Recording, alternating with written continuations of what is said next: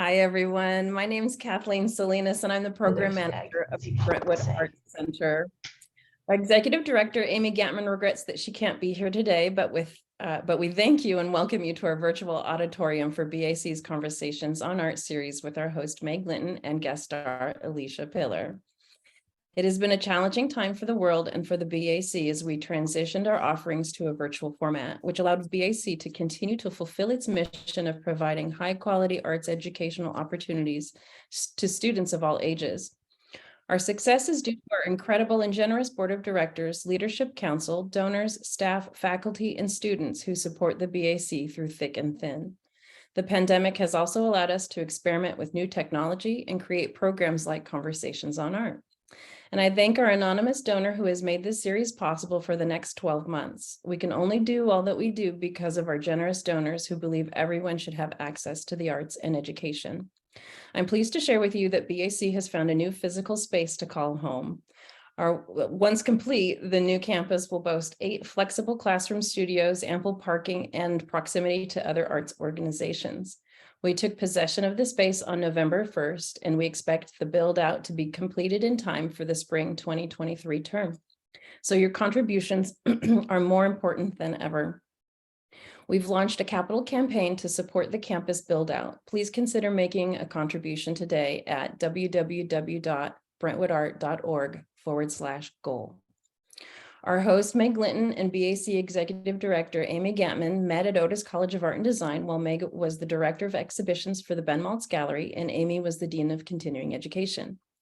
The divisions collaborated on many public programs, and we are thrilled to bring Meg's love and respect for their artists to the BAC. Meg has been visiting artist studios for over 20 years in her various roles as a director and curator of contemporary art spaces in the Central and Southern California region. Currently, Meg is lead producer on a documentary film about performance art in Los Angeles in the 1970s and 80s called Acting Like Women, directed by Sherry Galkey. She is also working on an exhibition about the life and worth of artist Julius Puccinelli, writing a novel, and of course, conversing with Alicia Piller for the BAC this afternoon. Welcome, Meg. Thank you, Kathleen. It's a pleasure to be here. If you haven't already, I just want to take a sec to encourage you to give to the BAC's New Digs campaign. I'm a proud contributor, and I also found out that several of our audience members have made gifts in honor of our program, Conversations on Art. So I want to say thank you. And if you love any BAC faculty member or have a particular program you love, please considering making a gift and honoring them too. Every dollar, they will stretch it as far as possible. Happy Year of the Rabbit. Welcome to Conversations on Art 2023 and our virtual studio visit with Alicia Piller.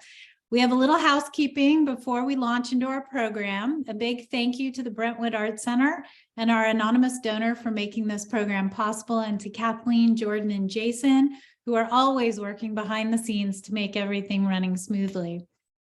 We are recording today's presentation, and we ask that you please mute your microphones and turn off your video. It helps with any static or feedback when you do that.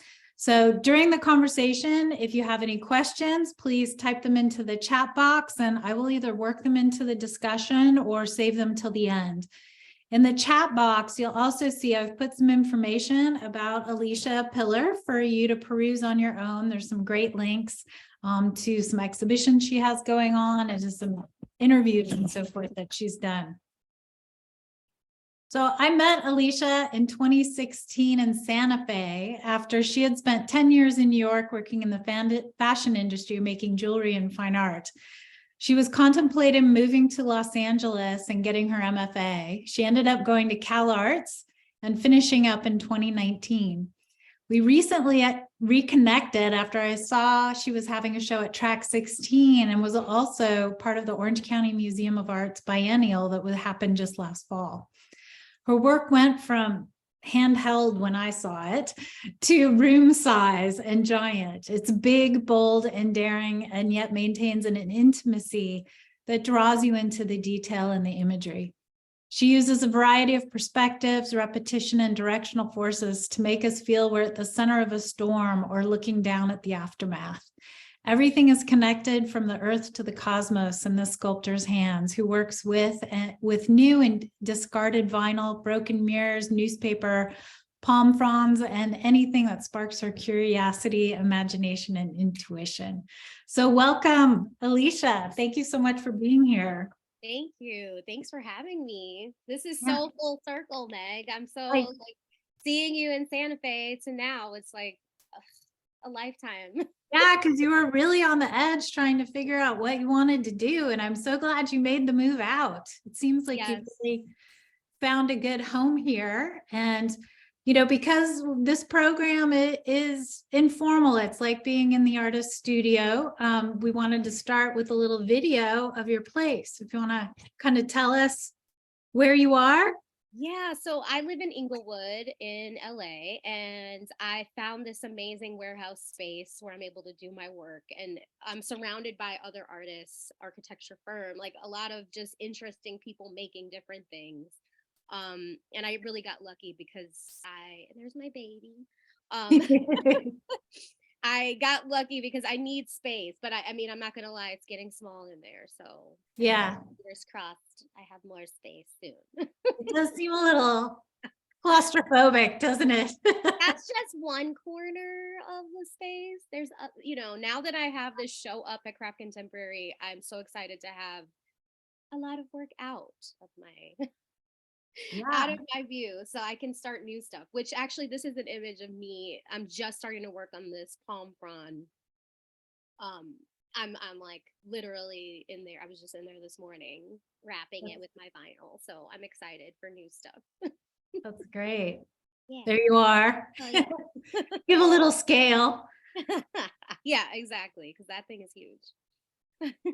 So one of the things I wanted to kind of start out with is two ideas that I've gotten from, you know, you had that wonderful interview with Jill, is it Moniz? Yeah, Moniz. She, they were talking about being a collector, but then also talking about the compulsion to make. Oh my gosh. Yeah. You know, because it's like, it seems like it's really in your DNA. Yeah, I mean, I almost wonder, like, do I have ADD or something? I'm just constantly, I need to be working. Like when I'm watching TV or anything, I'm still doing something. There's something about me just being able to use my hands that's really important. But the work is so different. Like there's all these different layers and levels of the work. So I get away with like having times where I'm just doing mundane tasks, and then there's other times where I'm really like focused in and I have to be in it in an emotional way. So I try to balance out all the things I'm doing, because I'm a one-woman show. There's like all these moving parts that I have to do myself for now. And so in order to do that, it just has to be this balance. Otherwise I'll probably go crazy just doing one thing. This piece that you're actually looking at now was in the Orange County Biennial, which just closed. It's called A Mother's Voice Rages Global Warnings. And it was very like a sort of breakout piece from the rest of my practice, because I chose, instead of choosing an object, which I normally would do, whether it's like a plant part or, you know, a cue ball or whatever, I chose a human. And the woman at the top of this figure, her name's Helen Jones. Her son was killed by the cops in custody in 2009. And the reason why this even came up was because I was doing some of my collecting, which I say that in quotes because I'm always collecting photographs as well.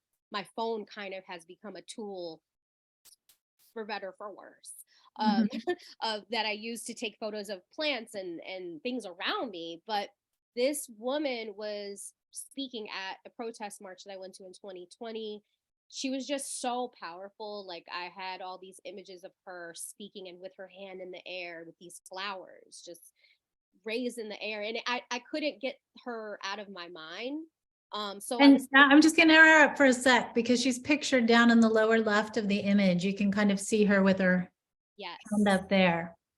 and that image, like I just kept percolating in my mind. I didn't really know what she was gonna be or anything, and just I started working with her, not even knowing who she was exactly yet, until I talked to an activist friend who was at that march and was like, oh, I know her. And then that became this collaborative process, which again, I had never really done. So in the actual sculpture itself, I'm using a poem that my friend Felipe Finley wrote about her and me. He did it for me, but for this sculptural piece. So I ended up not only using her image, but using his poem as a part of a component in the sculpture. So it Is was this just, the first time where it's really kind of becoming there's a narrative that's kind of autobiographical? yeah. Yeah. I mean, I definitely have done some works that are, I'm always thinking about history. I'm always thinking about going back in time to understand how we got here today, which means I'm looking at colonialism. A lot of the work I'm doing is looking at the Americana, and I'm always thinking globally, but the stories that come through are definitely these American histories that I'm mining. But she was definitely the first one where I'm like, there's somebody current that I'm really like invested in, not necessarily going back in time. So it was, Right. yeah, it was just definitely a different way for me to work, but I was so grateful because actually she got to see it. And that was a new thing too, because again, I'm always working with these other, these past people from slavery, from colonialism, and she got to go and see the piece, and she cried, and I was just like, whoa, oh my god, like it was really powerful and beautiful, and I was speechless. Yeah. So Yeah. So can you talk about the structure a little bit? Because this yeah. one's really vertical, but it's very grounded in um comparison to some of the other work that we're going to see. Yeah, I really was thinking a lot about, and I'm always thinking about topography, and I do a lot of traveling and collecting of nature and things like that. So I didn't even realize like I had gone to Iceland around the same time when I was working on this. And so there was something like almost like this iceberg element that I was channeling. And I'm always thinking cellularly as well. So I was really moving in and out of this like topography, but also like creating her as a mountaintop, like literally wanting her to be the top of this mountain. And but also this element of melting, which you're not seeing. She's still strong and sturdy, but I don't know, speaking to the fact that like her son still hasn't been his life hasn't been redeemed, like she's still sort of fighting for justice, the sort of melting away of the power in a way. Oh, somebody's asking about the title. It's called A Yeah. Mother's Voice Rages Global Warnings.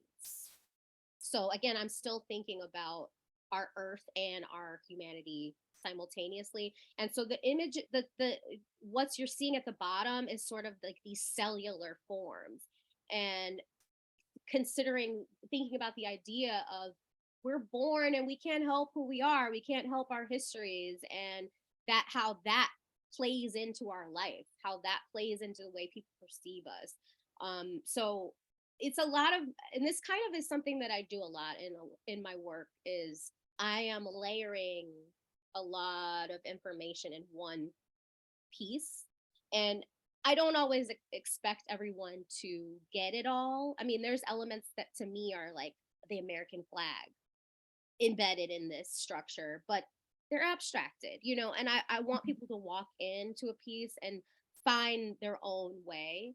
And then a lot of times my titles will give them a clue. Also for this piece, I had a Felipe's poem on the wall as well. So people were able to connect the poem, connect my, what the title was, and then make their way around the piece. I don't want to like make it so didactic where you're just like being explained every single thing, but I do want there to be an opening.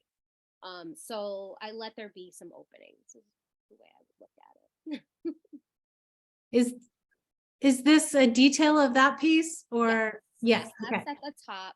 And honestly, the shapes that I'm creating are a lot of times organic. Sometimes, yes, I'm drawing them out, but a lot of times I let them happen. And this top part of the entire structure, it felt like this Trojan horse. And then that became a sort of part of like Helen of Troy. And then Felipe writing the poem, I think added a little bit of something about that in his poem. It just, sometimes things just come together subject wise without me realizing until later. And then other times I'm planning it out. So yeah. That's nice. And here's like a close-up of some of the details, and you often have like reflective material. Yeah, this is a sticker from the 70s that I found that I've been hoarding. And it's a sticker of the Statue of Liberty. And so I was really connecting that statue, liberty figure to Helen herself. And yeah, you have to bend down and like seek some of these clues out, which I like for people to step away and then come up close and still be just as like amazed. Yeah, because there is a real intimacy to this, and you can spend. I got to see it, and it was incredible just how much time you can spend with it. You just get lost in it. Yes, I love it. And talk about some of your materials, because you use Yeah. vinyl, photography, all kinds of things. I'm a mixed bag. I get very excited about materials. Like I will spend hours on the internet like ordering things, or I will be walking on the street collecting things and turning my car around, to get stuff. And this piece that this installation actually that you're looking at is up right now at the St. Louis Obispo Museum of Art. And so the show was about, it's called Dirty Laundry. It was about fast fashion and the sort of problematic aspects of fast fashion. And for this specifically, the materials got really cool because I was able to, because I knew I was doing this sort of theme of fast fashion, I was able to collect trash from the fashion industry.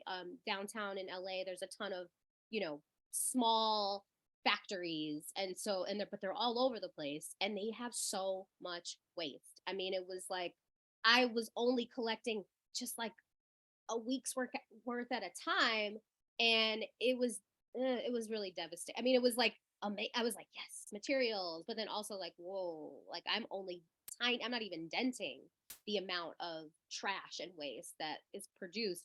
So I was able to rescue some of this trash. There were just reams of trim that's not even used. So in this work, it's called Consumption, Overproduction, Saturating Landscapes. And I was trying to create a sort of topography of terrain of just recycled stuff from this industry, but also from my own life. So when you zoom in, and I think some of the other images have details, but details. That's a daytime shot, because this was strategically placed by a window, and I was doing that. It was like a metaphor for our disconnectedness with nature, with understanding what fast fashion is actually doing to the planet. So right. Within the actual structures, I'm using my thing that I always do, which is pulling from news headlines. And well, before I even get there, this image is me holding cotton that I picked in Georgia.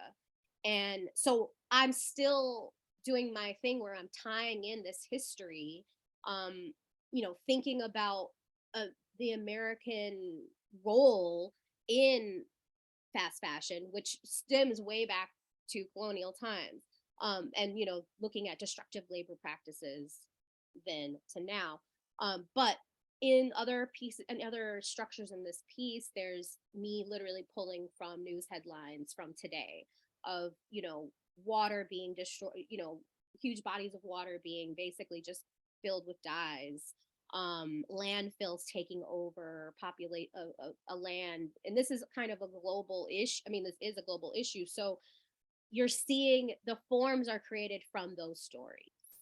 And so I do that a lot with my work, but then for this piece, I was able to also look back to my own fashion past.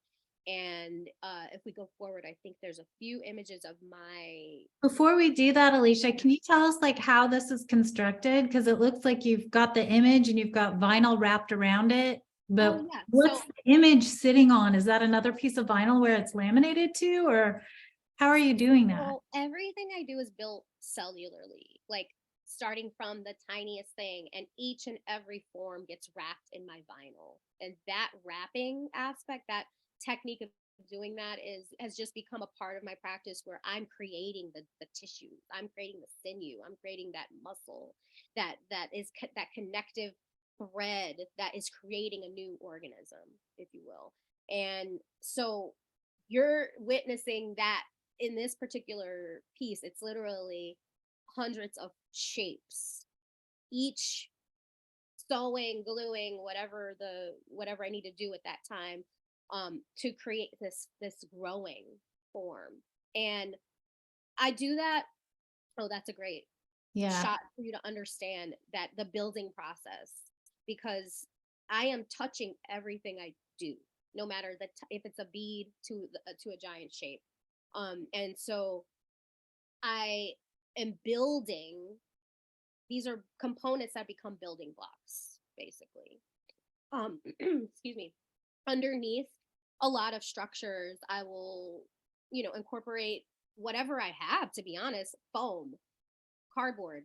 I'm just kind of what can I use in my life, or what is gonna help me to create. It's a solution. It's a constantly like, what's the solution to create this thing that I have in my mind? Or So this black shape that we're looking at, that looks like it's got little jewels and pieces of jewelry in it. So are you taking pieces of vinyl and just like making them into the pattern? So it's like little circles and then the loops fold in, and then you're this is building that? actually old. This is from my fashion days. And so that's why this installation is really cool, because I'm highlighting what's going on in the world, but I'm also implicating myself within that conversation of fast fashion. So this installation has about 3 or 4 bodices that I made in my past.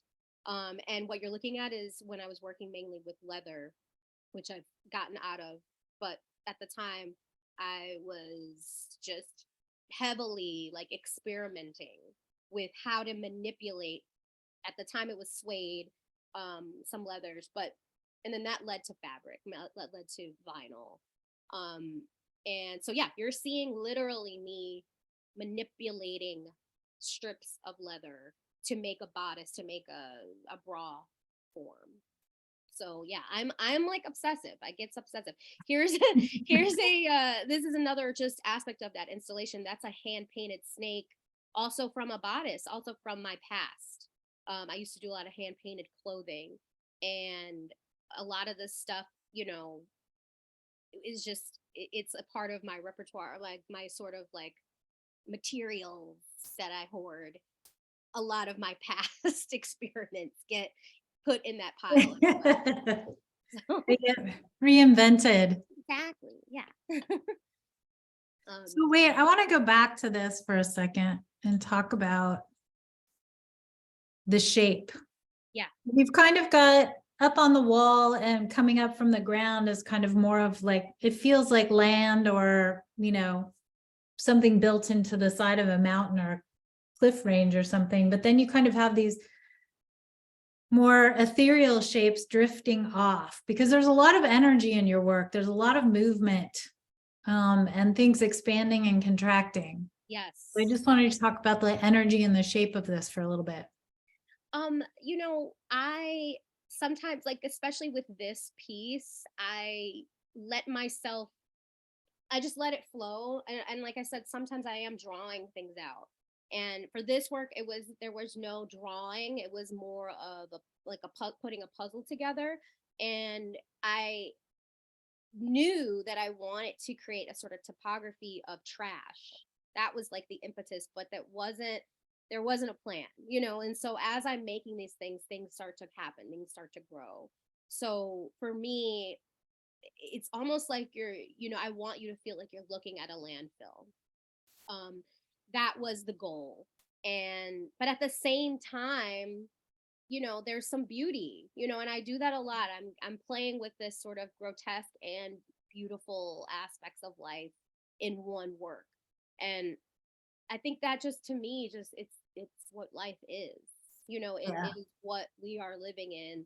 I can buy a fast fashion sort of dress and look very great, look very cute, but ultimately, there's some destructive aspects of that, of me feeding into that industry. So I'm playing with this idea of sort of beauty, but also, ooh, it's not so great. Yeah.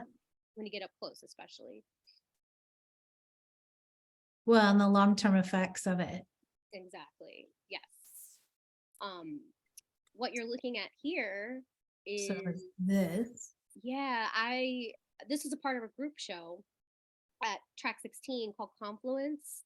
And that show was all about water, really looking at the LA River, looking at a lot of the destructive practices that are happening in that industry, and the effects on human beings. So for this piece, it's called Extinction. And this has a colonial era, a replica, not a real one, gun shooting through the middle, excuse me. Excuse me. And there's a real shark's mouth. It's like coming out of the shark's mouth. And there's a sea of plastics that become like water, like splashes of water, mixed with human teeth, fake teeth, painted eyeballs. So when you get, again, I'm playing with this. It's kind of pretty. It's pretty when you're away from it, and it feels like this sort of waterfall, but it's bloody. It's, when you get up close, it's a little bit jarring to see the human teeth. And yes, I did work with the human teeth. It was really weird. I had to like put my hands like away from it was very. So where did you get the human teeth? Online. Okay, yeah, you can get anything online. Yes, that was a whole crazy world of like dental people studying dental stuff.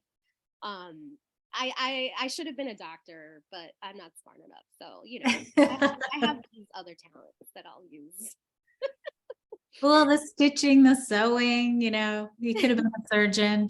Yeah, see, there you go. So here's some of your jewelry. Now, is this recent? Yeah, so, okay, this is a perfect example of my past colliding with the present, because I took a break from the jewelry for a while. I really needed to. I was burnt out. I was doing it so much that it became like, just the thought of doing it was like, ugh, I can't even look at it, but I let some time pass, and I was given this opportunity to respond to a show at the Getty. It's a show about all of these beautiful objects from the Nubia era of Egypt, which was like 2500 BC. So me and I think almost 70 other artists in the LA area were given this ask to take on this task of responding to that show.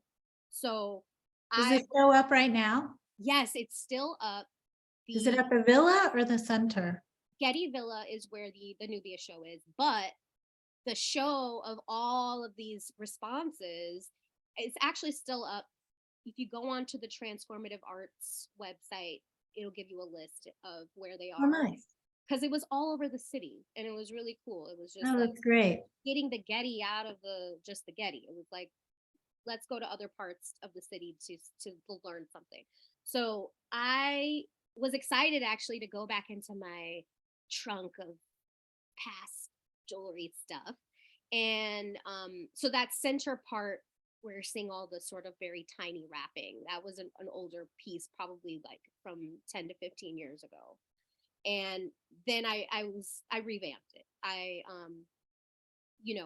There's images of my family on the outside, which I use a lot in other works. I have this image of, and I'm sorry, there's no clear picture of it here, but you'll see these black and white little heads on the side. And I have 4 generations of my mom, her mom, her mom, her mom.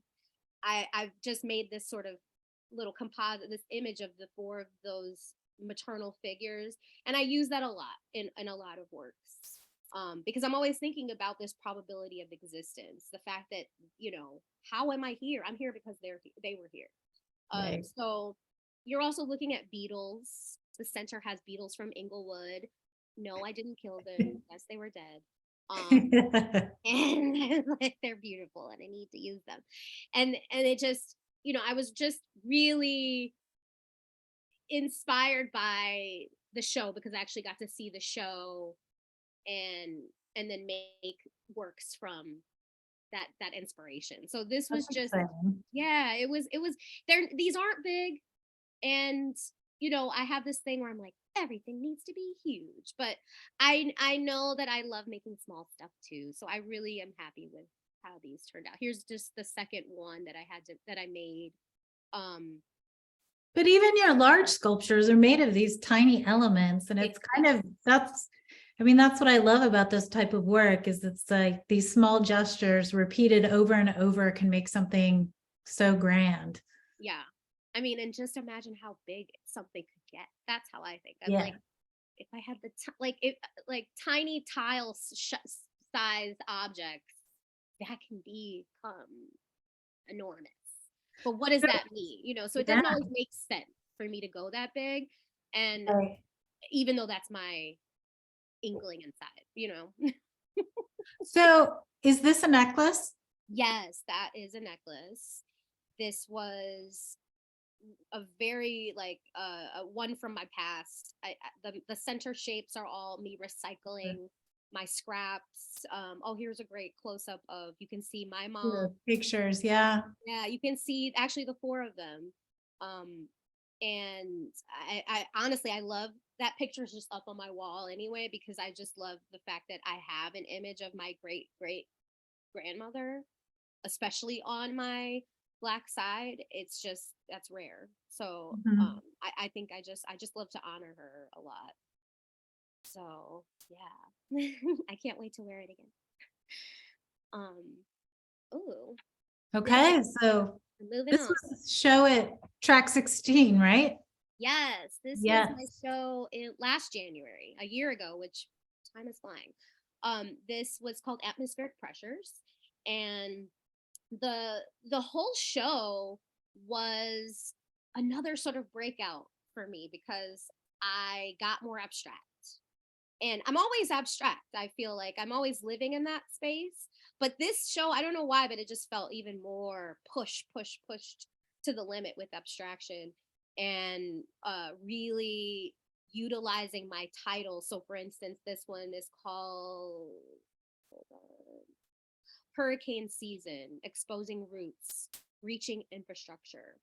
So just to give a understanding that the entire show, this whole show, was about me comparing the weather to politics, and really thinking about, how do we survive a storm? What happens when the storm settles? What's the aftermath?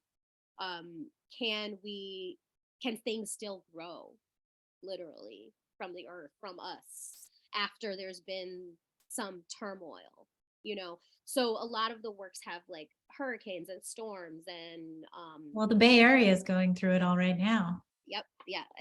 The world is, it's shifting and changing. So these are just images of some of these works.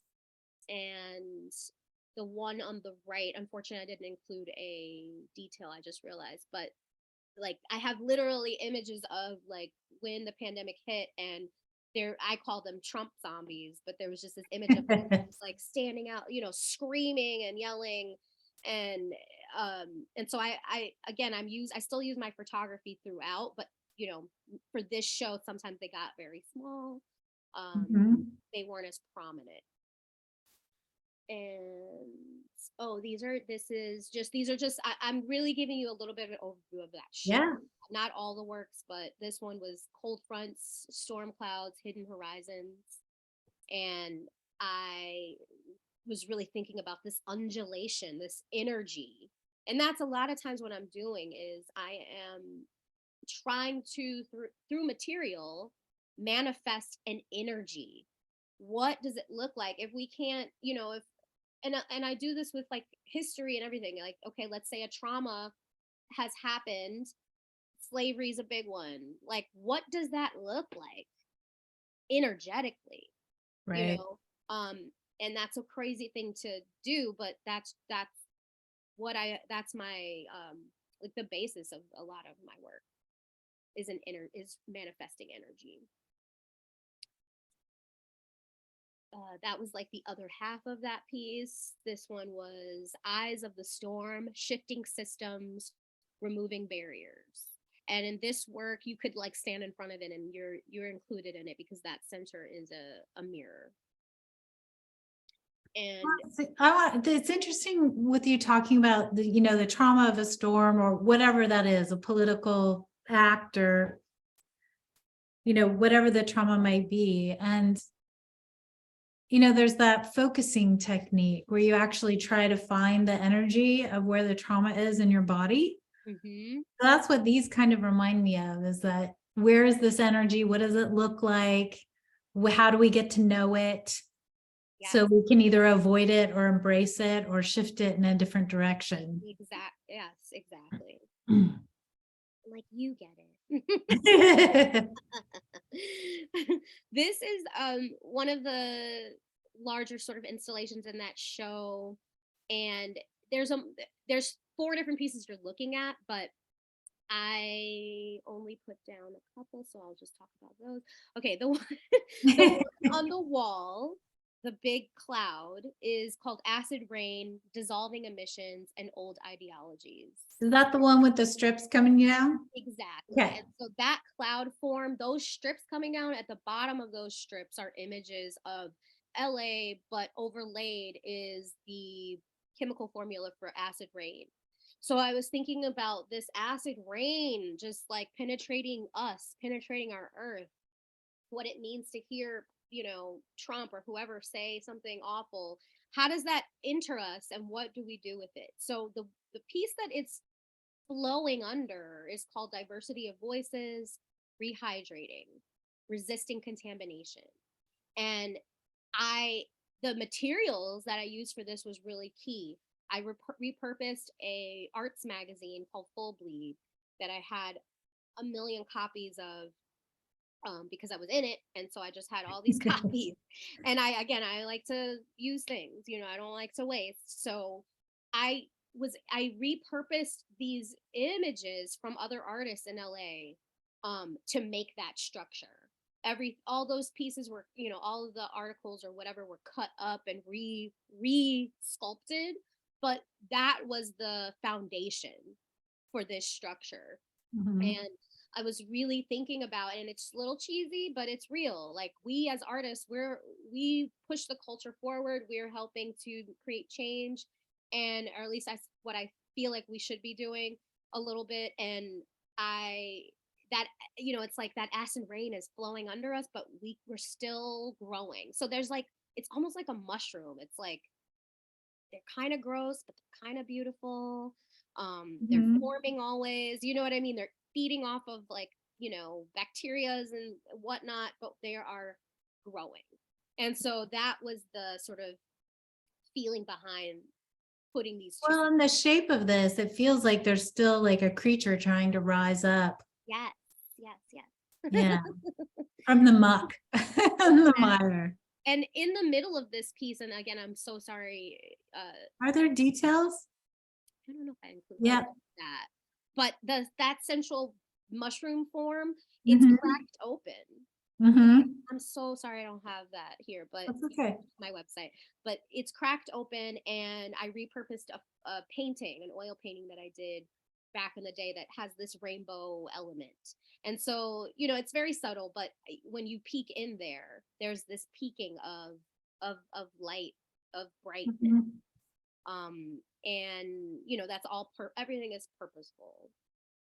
Yeah. Well, and I don't know if you're intentionally putting this narrative in there, but I like it that things are going to continue even if with our presence or not. Exactly.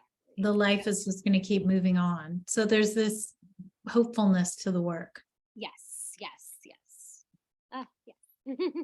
So this is what you were saying is the That acid rain. Yeah. And I do a lot of, that's another aspect of what I do is a lot of digital, like I'm not just using my photos that I take or collect, I'm also digitally altering them. This is a very simple example, but there's some other works that I think you'll see later that really show I'm not just using a picture, I'm thinking about it also energetically. Everything has this energy around it, no matter what it is. And so let's pull it out, you know. These were the final works of that show. And again, I skipped a bunch of other works, but these were the two sort of, you know, big guys in the end. And let's see, I'm gonna give you some titles. Okay, the if we go one more slide. Yep. Yes. This one is called Stabilizing Temperatures, Break Cycles, Curb Disasters. Now, this piece is a good example, is a really great example of how I start stuff sometimes.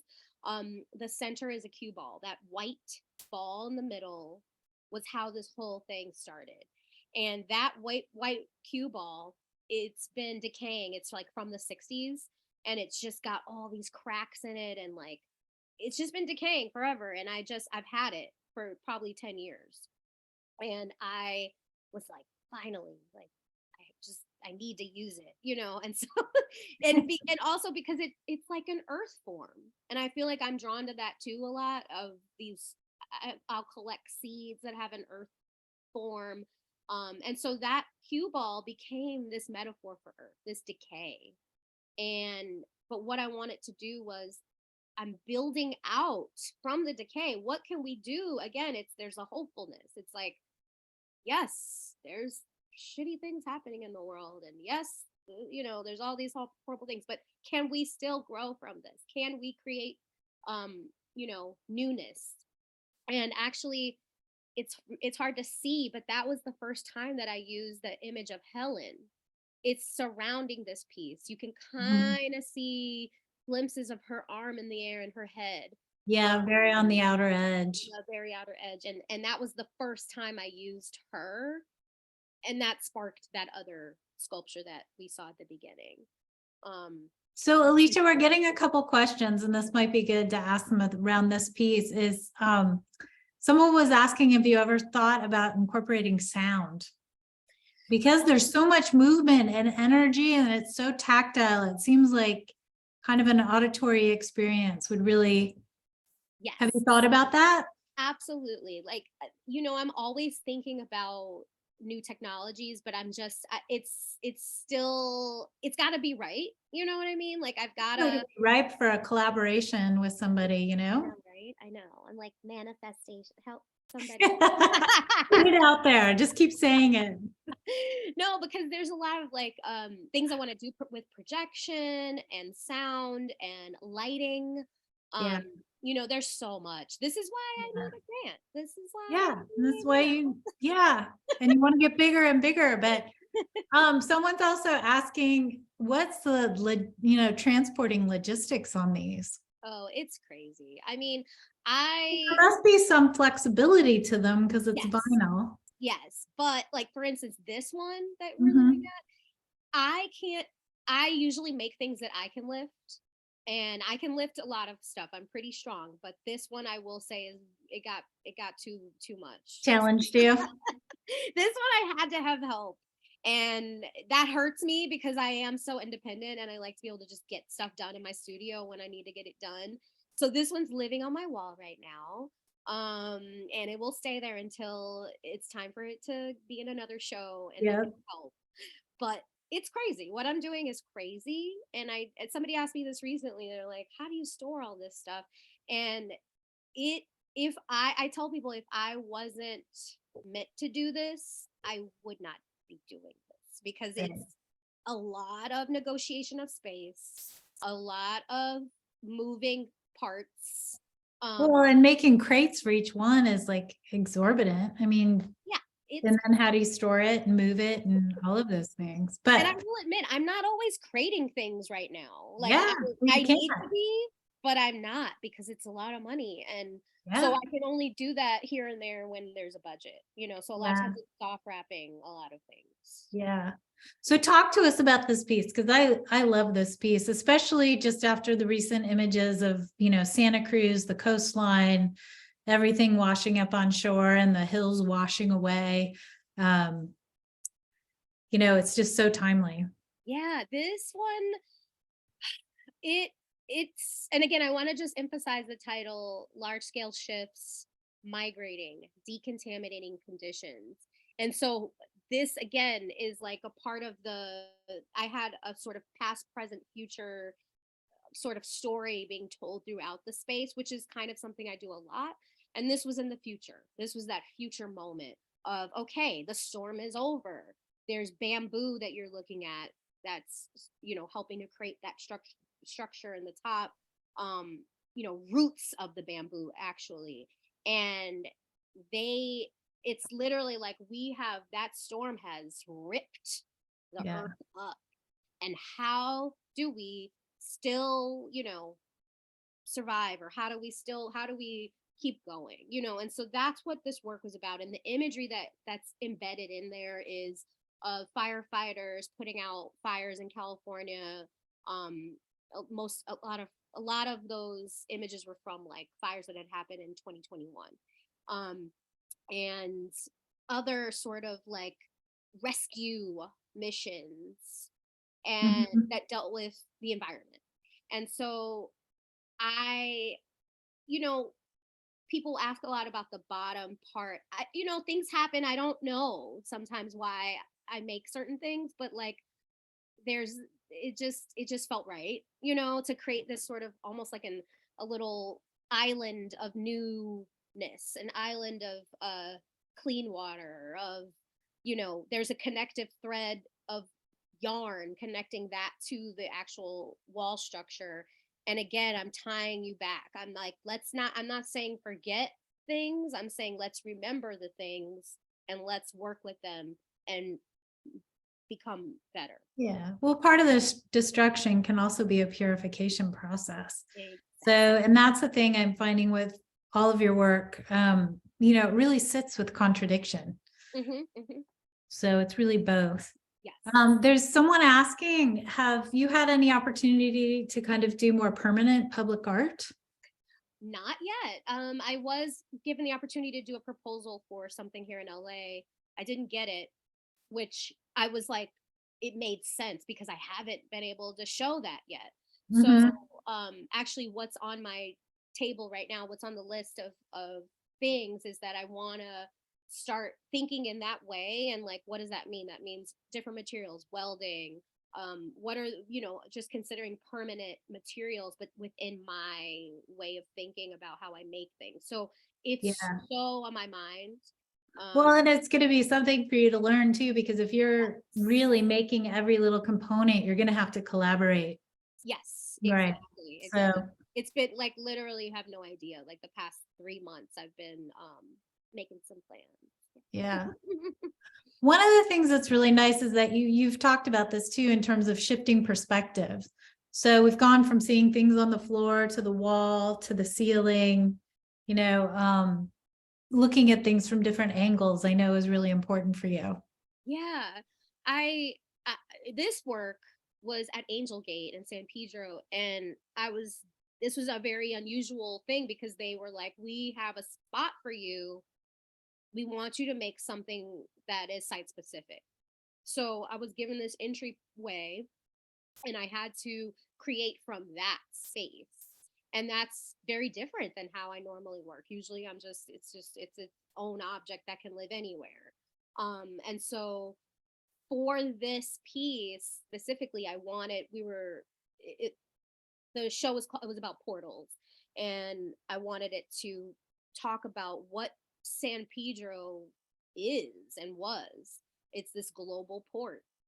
And so I really wanted you to move through time, move through history. And to do that, you're almost going counterclockwise in this piece. And Mhm. we zoom into, I think the next image has Is there more of a detail? Oh, nice. yeah, so like the bottom of this shape that's towards the ground, there's pictures, there's images of the what that port used to be, a Native American hub of travel, of canoes, of getting to different communities, and that's what it was. And then it moved through time into this battle port, and then now it's this shipping container port. And so Right. I'm really giving you that history through imagery, and but again capturing this energy. And so there's this red thread kind of going through, and that red aspect to me is really considering the destruction of the port itself, because there's a lot of environmental issues as well there. Right. But yes, I am constantly thinking about perspective. Can you walk around something, and if you are, what are you seeing? It's a constant putting myself in the viewer's position, because I want you to explore something from the inside out. Really, I want you to like live in it. And that's another thing for the future, is that I want to create my show actually at Craft Contemporary right now is an immersive experience, which was so cool to be able to do with a lot of my older works. But I want to create in the future some structure that's you can, as a viewer, just literally be inside of. Yeah. This I'm gonna kind of move a little quickly because we've got I know, I time. realized, but oh my yeah, God. I know. So I kind of want to jump into some of your wearable sculptures. Yeah. Because when you talk about a whole immersive environment, it's like there should be people that wearing your work as well. It's not just about what's on the walls and surrounding you, but like really Yes. like entering into it and being a part of it, and Well, this kind of looking outside, looking from the outside, exactly. inside to the outside, inside the sculpture. I mean, you're in my brain, because I do want, and that's a hard thing to do now with COVID and all these things. Like, how do you make something that multiple people can go inside and it be safe kind of energy? Right. So, there's a lot of things to consider. But for this body of work, these are kind of all things that started in 2020 when the pandemic hit. And I was working with recycled masks, and that's what you're seeing around the face. Yeah. Piece specifically, it's called Mental Landscape, Oozing Layers, Hindsight Cemented.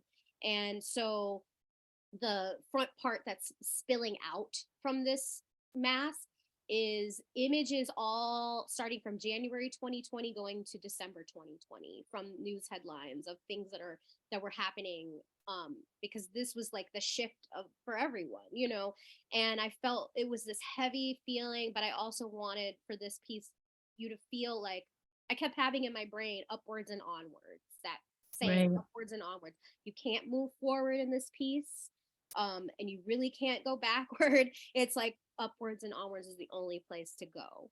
And so that's just the impetus for this work. And you can see in it, there's like, there's these little clues. It says 2020 in there. There's, like I said, my news headlines. Oh, there's a great image of Breonna Taylor. And so that, I only showed you one from that series, but that was the most dynamic one. Beautiful. Is it heavy? It is. Like, it's I'm not in it, I'm not holding it up. It's actually, I'm standing under it, and it's hung from the ceiling. Oh, here is another mask. Okay. This one's Blindly Dismiss, Soaking in Wanton Justice. And this one was really based on Breonna Taylor, the incident that happened with her. And so you can see images, ghostly sort of images of her above me, a broken scale, a gun, a bullet casing, a lot of little clues, like I said. Mm-hmm.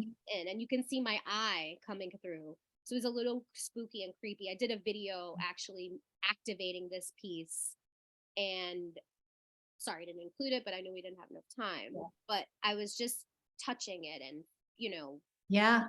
kind of sorrowful. It's very a one note kind of video, but it definitely captures a sort of sadness. Have you seen any of Galpei's work? No. Fashion designer. There's a show up at the Bowers Museum right now. And she's really remarkable, but she does these fashions that are very complicated and structural, that especially the one with the thing draping down, that one, the first one we looked at. Nice. There's some resonance. You should just check it out. Okay, I will. Very different materials and everything. It's very, but you might appreciate it. Thank you. And my last piece that I included in this slideshow is this one. And I want to end it on a happy note. This is called Clenched Fists Recalibrating Metastasizing Love. And there's images of brain activity, the pink. All of the chords in this work are from EEG chords, where basically they measure the electrodes in the brain. And so it was a part of a group show where we were creating these wearable objects, but it was really about creating a tool. What tools can what can we, if we could just have a tool that we could use every day, what would it be? And so for me, it's creating a sense of greater love. I feel like, when we hate, it just equals more hate. And I don't care how corny it sounds, love equals more love. You know what I mean? And so I wanted to create a piece that really like embodied, like, what would it be? It would be for me to have that power, and this is very different from my historical like critiques and everything, but it's really beautiful. Thank you. I'm excited to do some more wearable stuff for sure. So this is just, you have 2 exhibitions. Yes, these are the 2 up at the moment that are group shows. One, the Getty Villa, which I spoke about, in San Luis Obispo, which is coming down this month. And then currently that just opened at Craft Contemporary Museum. Yeah. Is Within, and that's curated by Jill Moniz. It's such a different take on my practice, on my work.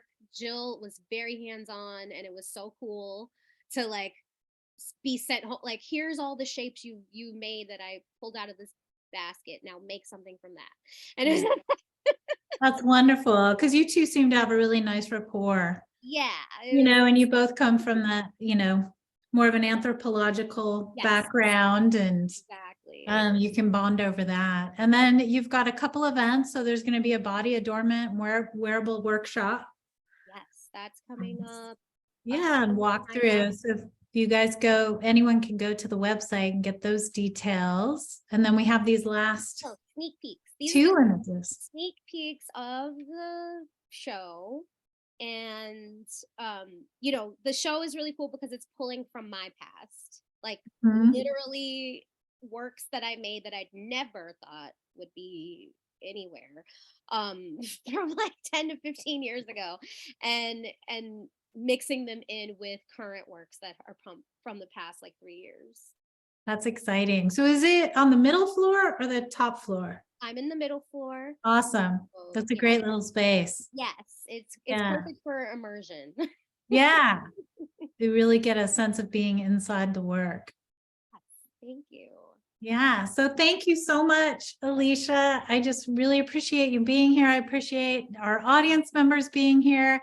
And also just want to let you know our next talk is with Alana Mann on March 3rd at noon. Another amazing artist making change in the world. So everyone, thank you so much for spending your Friday with us. Thank you. Alicia, thank you. Take care, everybody.